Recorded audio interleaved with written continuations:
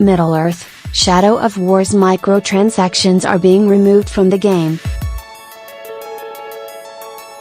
The real money microtransactions in Middle-earth, Shadow of War that soured the experience for many players and helped fuel the controversy surrounding loot boxes in full-priced video games are going away. Developer Monolith Productions announced this week that it will phase out the option to buy in-game currency and the ability to gain orc followers via war chests.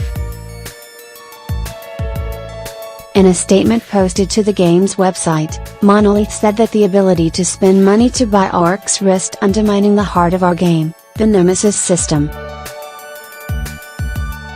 The core promise of the Nemesis system is the ability to build relationships with your personal allies and enemies in a dynamic open world, Monolith said.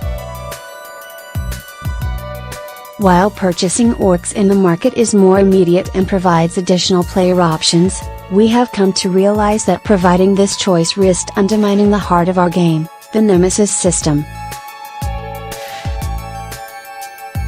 It allows you to miss out on the awesome player stories you would have otherwise created, and it compromises those same stories even if you don't buy anything. Simply being aware that they are available for purchase reduces the immersion in the world and takes away from the challenge of building your personal army and your fortresses. Monolith went on to say that it will fully restore the core promise of the Nemesis system by removing the option to purchase in-game gold and war chests. The option to buy gold will come to an end on May 8.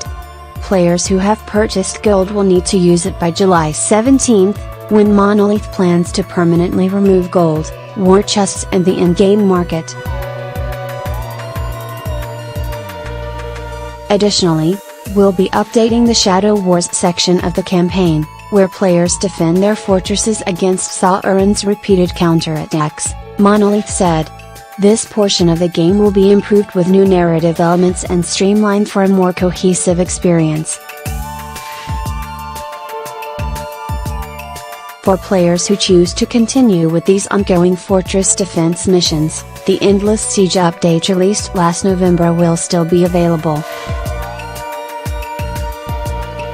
We'll also be incorporating many other gameplay improvements that will be detailed in future build notes, including Nemesis system updates, new player skins, skill tree additions, gear system upgrades and progression updates, just to name a few that we're excited about.